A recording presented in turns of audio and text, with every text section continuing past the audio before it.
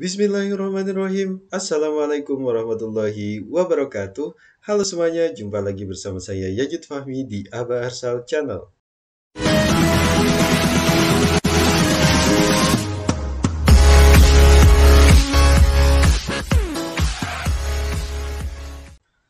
Pada kesempatan kali ini, izinkan saya untuk menyampaikan beberapa contoh soal kompetensi pedagogik yang nantinya akan keluar atau disoalkan pada saat seleksi tes ASNP 3K tahun 2022.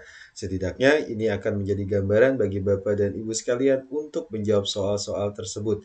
Tapi sebelum itu, bagi Bapak dan Ibu sekalian yang belum melakukan subscribe di Aba Arsal Channel, silahkan terlebih dahulu tekan tombol merah atau subscribe dan jangan lupa untuk menyalakan lonceng notifikasinya agar Bapak dan Ibu sekalian nantinya bisa mendapatkan notifikasi jika ada video yang baru diunggah di Aba Arsal Channel.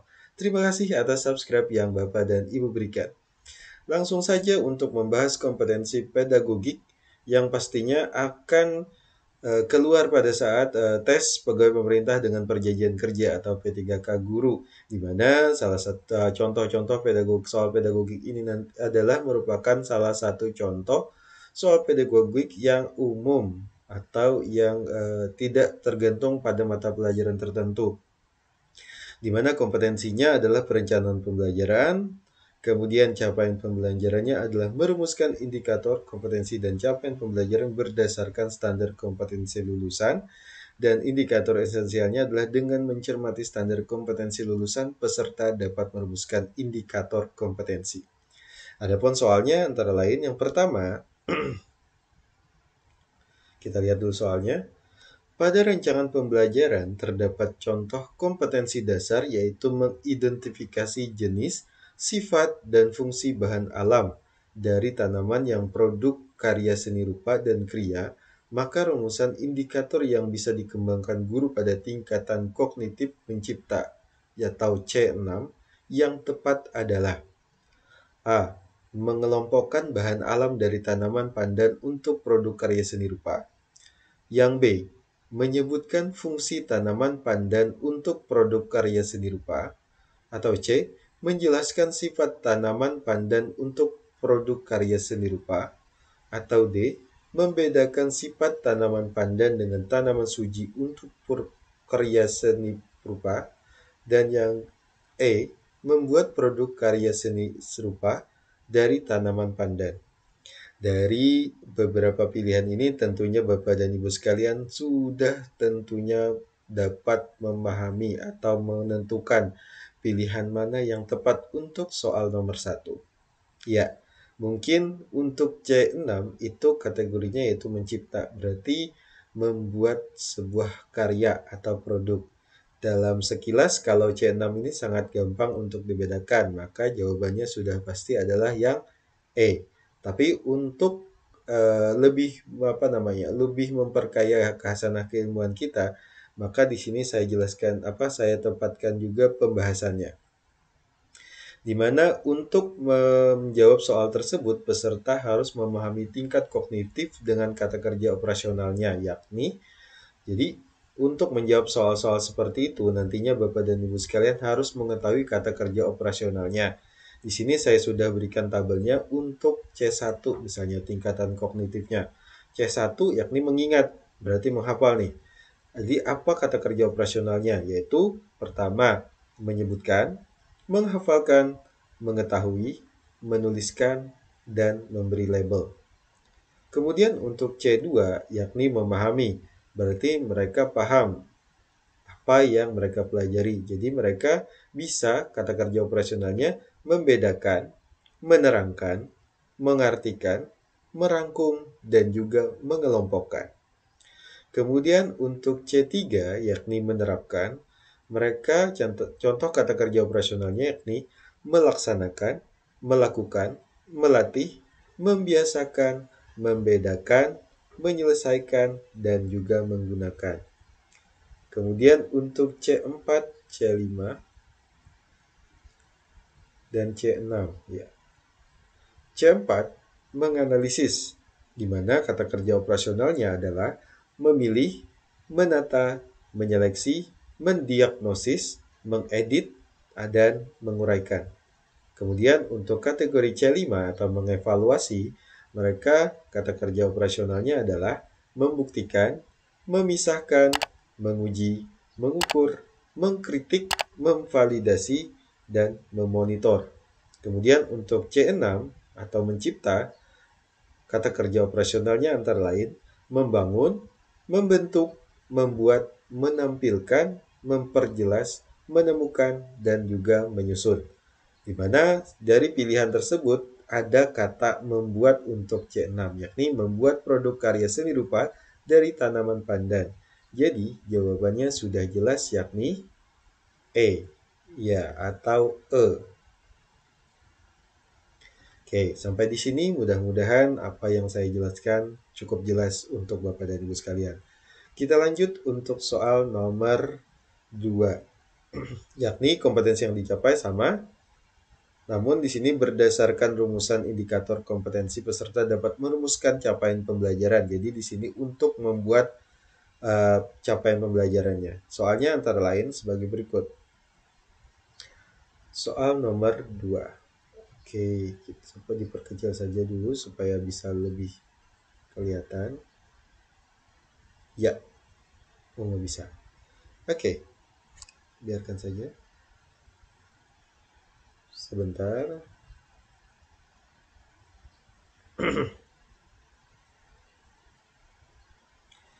Oke.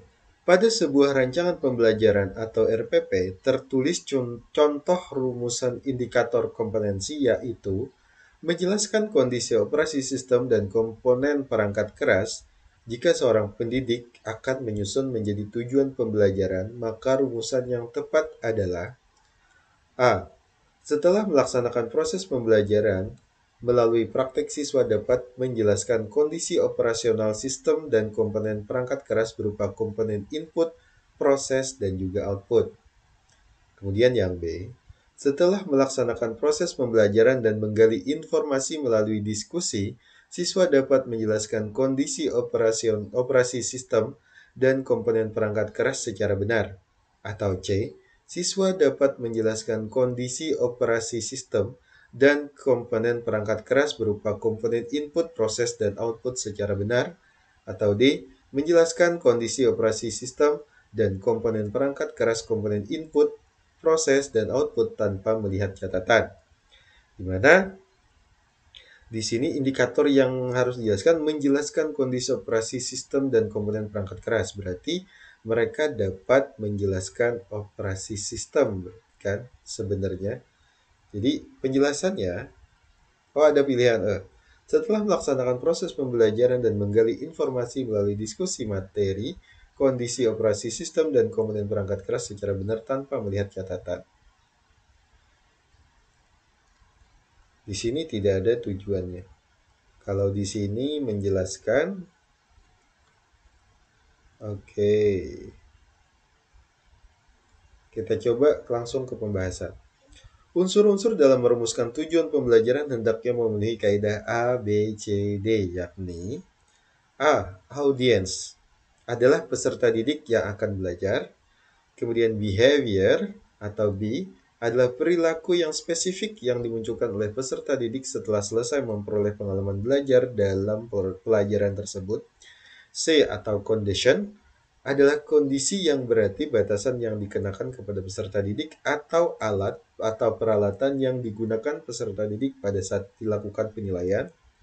Kemudian yang di degree adalah tingkat keberhasilan peserta didik dalam mencapai perilaku. Di situ dijelaskan kalau C setelah melaksanakan proses pembelajaran dan menggali informasi, berarti conditionnya seperti itu nih, melalui diskusi. Kemudian siswa itu siapa? Yaitu audiensnya atau A. Kemudian dapat itu kan penyambungnya, menjelaskan kondisi operasi sistem dan komponen perangkat keras secara A. B-nya atau behavior-nya adalah perilaku spesifik, yaitu menjelaskan kondisi operasional sistem dan komponen perangkat keras. Kemudian yang di degree-nya itu secara benar, tingkat keberhasilannya itu seperti apa? Benar. Berarti jawabannya adalah B. Apakah Bapak dan Ibu sekalian sudah menjawab dengan benar? Jadi intinya dia Untuk soal seperti ini, rumus yang paling sebenarnya itu atau tujuan pembelajaran yang paling mudah dibuat itu adalah yang pertama, dia akan melakukan menjelaskan apa namanya indikator terlebih dahulu, baru tujuannya.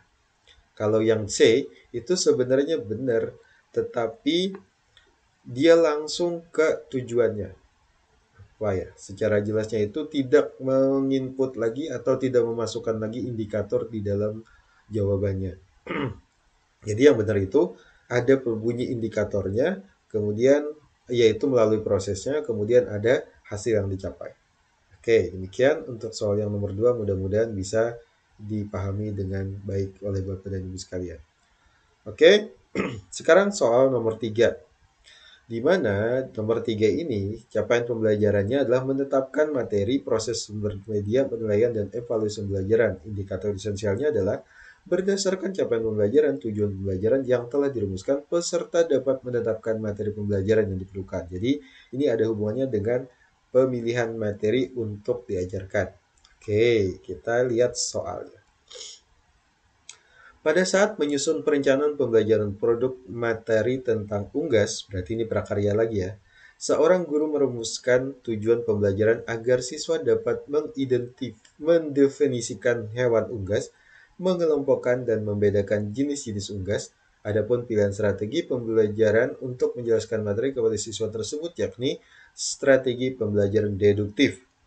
Mendasarkan tujuan dan strategi pembelajaran tersebut mencerminkan ragam pengetahuan yang jenisnya. Oke, di mana pilihannya? Fakta untuk A, B, prosedur, C, keterampilan, D, konsep, atau E, prinsip. Jadi, berdasarkan tujuan dan strategi pembelajaran tersebut, mencerminkan ragam pengetahuan yang jenisnya adalah fakta, prosedur, keterampilan, konsep, dan atau prinsip. Mendefinisikan hewan unggas, di situ kata kuncinya ya. Mendefinisikan hewan unggas, mengelompokkan dan membedakan jenis-jenis unggas. Kira-kira yang mana? Oke, kita masuk ke pembahasan terlebih dahulu untuk Bapak dan Ibu sekalian bisa memilih yang benar. Berikut merupakan tabel untuk mempermudah dalam menentukan jenis materi. Oke. Fakta. Untuk jenis materi fakta, indikator hasil belajar yang harus dikuasai siswa antara lain apabila siswa diminta untuk menyebut nama, kapan, di mana sesuatu peristiwa terjadi. Kemudian konsep. Untuk jenis materi konsep, indikatornya adalah apabila siswa diminta untuk mengemukakan definisi, membedakan dua hal, mengklasifikasikan itu. Kemudian prosedur, yakni apabila siswa diminta untuk menjelaskan langkah-langkah pemecahan suatu persoalan menurut prosedur tertentu. Kemudian yang prinsip, yakni apabila siswa diminta untuk menjelaskan hubungan antar berbagai konsep sebab akibat. Kemudian keterampilan, apabila siswa diminta untuk membuat sesuatu. Kemudian aspek afektif, apabila siswa diminta memilih dan melakukan sikap tertentu terhadap suatu kejadian. Atau aspek motorik, yakni apabila siswa diminta untuk melakukan kegiatan menggunakan anggota badan. Jadi berdasarkan penjelasan ini, kira-kira jawaban yang tepat adalah apa ya? Di sini, tujuan pembelajaran yakni meminta siswa dapat mendefinisikan hewan unggas, mengelompokkan dan membedakan. Jenis materi tersebut adalah jenis berupa konsep, yakni definisi, membedakan, dan juga mengklasifikasi. Jadi jawaban yang tepat adalah D. Oke. Kita lanjutkan untuk soal nomor 4 atau yang terakhir dalam video part 1 ini. Nanti akan saya lanjutkan untuk soal nomor 5 dan 6-nya di video selanjutnya. Oke. Untuk nomor 4. Di sini capaian pembelajaran yang harus kita miliki adalah menetapkan materi, proses, sumber, media, penilaian, dan evaluasi pembelajaran. Jadi, indikator esensialnya adalah berdasarkan capaian pembelajaran atau tujuan pembelajaran yang telah dirumuskan dan materi yang ditentukan, peserta dapat menetapkan proses pembelajaran yang sesuai. Jadi di sini kita diminta untuk menetapkan proses pembelajaran yang sesuai. Nomor 4, soalnya, perencanaan pembelajaran yang menekankan pada proses keterlibatan peserta didik secara penuh untuk dapat menemukan materi yang dipelajari dan dihubungkan dengan situasi kehidupan sehari-hari, sehingga mendorong peserta didik dapat menerapkan dalam kehidupan mereka. Pilihan strategi pembelajaran yang tepat yaitu A. Kooperatif, B. Inquiry, C. Problem solving, D. Discovery, dan E. Kontekstual. Kira-kira jawaban yang paling tepat menurut Bapak dan Ibu adalah apa? Oke. Jika Bapak dan Ibu sekalian sudah memilih, kita buka pembahasannya. Pertama, kooperatif. Jadi model-model pembelajaran itu ada beberapa. Yang pertama adalah kooperatif, di mana kooperatif yakni suatu strategi pembelajaran yang terstruktur secara sistematis, di mana siswa-siswa bekerja sama dalam kelompok-kelompok kecil dengan anggota antara 4-5 orang secara heterogen untuk mencapai tujuan bersama. Itu kooperatif. Dalam kata lainnya adalah kerja kelompok. Kemudian yang B, problem solving, di mana merupakan kerangka konseptual tentang proses pembelajaran yang menggunakan masalah-masalah real dalam kehidupan nyata atau autentik, bersifat tidak tentu, terbuka, dan mendua untuk merangsang dan menantang siswa berpikir kritis untuk memecahkannya. Kemudian yang selanjutnya, inquiry, adalah proses untuk memperoleh dan mendapatkan informasi dengan melakukan observasi atau eksperimen guna mencari jawaban maupun memecahkan masalah terhadap pertanyaan atau rumusan masalah dengan menggunakan berpikir kritis dan logis. Selanjutnya, discovery learning adalah model pembelajaran yang melibatkan siswa secara aktif untuk mencari dan menyelidiki suatu permasalahan sehingga siswa dapat menyimpulkan konsep dari pembelajaran yang telah dipelajari. Dan E, kontekstual atau contextual teaching and learning adalah konsep belajar yang mengaitkan antara materi yang diajarkannya dengan situasi dunia nyata siswa dan mendorong siswa membuat hubungan antara pengetahuan yang dimilikinya dengan penerapannya dalam kehidupan mereka sehari-hari. Oke, berdasarkan penjelasan tersebut, kira-kira jawaban yang paling tepat untuk model pembelajaran ini adalah di mana siswa menekan proses keterlibatan peserta didik secara penuh untuk dapat menemukan materi yang dipelajari dan dihubungkan dengan situasi kehidupan sehari-hari.